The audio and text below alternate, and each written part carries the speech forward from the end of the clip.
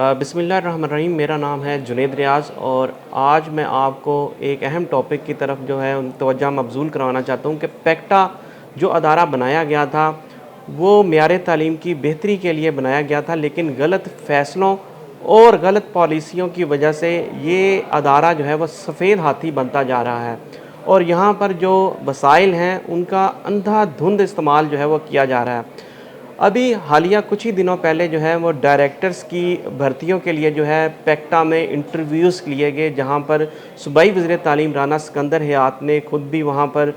جو ڈائریکٹرز رکھے جانے تھے مختلف سرکاری محکموں کے ہی افسران تھے جن کو بھاری تنخواہوں پر رکھا جانا تھا، اور ان کو تقریباً 7.5 لاکھ روپے ماہانہ تنخواہ جو ہے وہ دی جانی تھی۔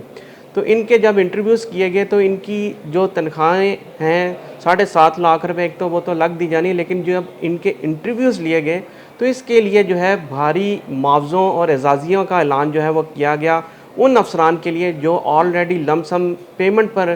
پیکٹا میں جو ہے وہ کام کر رہے ہیں اور بھاری تنخواہیں لے رہے ہیں۔ اور اس میں اگر بات کی جائے صوبائی وزیر تعلیم رانا سکندر حیات کے لیے اعزازیہ جو ہے وہ 80,000 روپے جو ہے وہ دینے کا اعلان کیا گیا ہے۔ اس کے ساتھ ساتھ ہی سی او پیکٹا کے لیے سب سے زیادہ معاوضہ جو ہے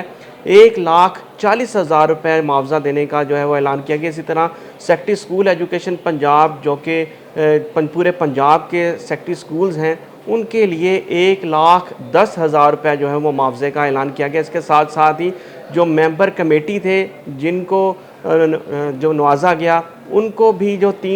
جو ممبر کمیٹی تھے ان کے لیے بھی 1,10,000 روپے جو ہے فی ممبر جو ہے وہ اعلان کیا۔ اس کے ساتھ ساتھ اگر بات کی جائے جو پیکٹا کے سی او ہیں ان کے پورے فیلڈ سٹاف کے لیے بھی جو جتنے بھی ملازمین ہیں ان کے لیے بھی آدھی تنخواہ کا جو ہے وہ اعلان کیا گیا۔ اگر بات کی جائے ایم ڈیز کی تو 3 ایم ڈیز جو ہیں وہ 9,75,000 روپے ماہانہ پر رکھے گئے ہیں، اور ان کی جو ماہانہ تنخواہ ہے تینوں ایم ڈیز کی وہ تقریباً 28.5 لاکھ روپے بنتی ہے۔ اور اسی طرح اگر ڈائریکٹرز کی بات کی جائے تو 9 ڈائریکٹرز جو ہیں 7.5 لاکھ روپے ماہانہ تنخواہ لے رہے ہیں، جو کہ ان کی ٹوٹل کی جائے تو یہ تقریباً 67 لاکھ روپے ماہانہ جو ہے وہ تنخواہ بنتی ہے۔ اور اس کے ساتھ ساتھ اگر بات کی جائے کہ یہ جو ادارہ ہے یہ سفید ہاتھی بن گیا اور یہاں پر وسائل کا اندھا دھند استعمال کیا جا رہا ہے، تو یہ بات ہرگز غلط نہ ہوگی۔ وہاں پر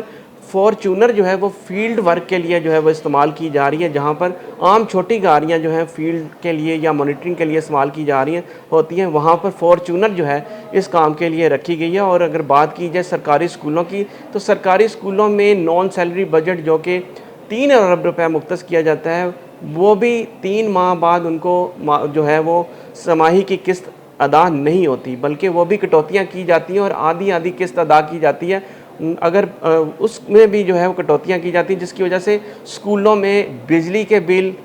اور پانی کے بل جو ہیں وہ ادا نہیں کیے جاتے، اور اکثر اسکولوں میں دیکھا گیا ہے کہ پوش علاقوں میں بھی جو سرکاری اسکول ہیں وہاں پر بجلی کاٹ دی جاتی ہے، جس کی وجہ سے بجلی کٹنے کی وجہ سے وہاں پر بچوں کی تعلیم جو ہے وہ متاثر ہوتی ہے۔ اور ابھی تک اسکولوں کا بہانہ بنا کر کے یہ اسکول نہیں چل رہے، 13,000 اسکول جو ہے ٹھیکے پر دیے جا چکے ہیں، اور مزید جو چوتھا فیز ہے وہ بھی کہا جا رہا ہے کہ وہ بھی شروع کیا جائے گا، جس کی وجہ سے مزید اسکول جو ہیں وہ آؤٹ سورس کیے جائیں گے۔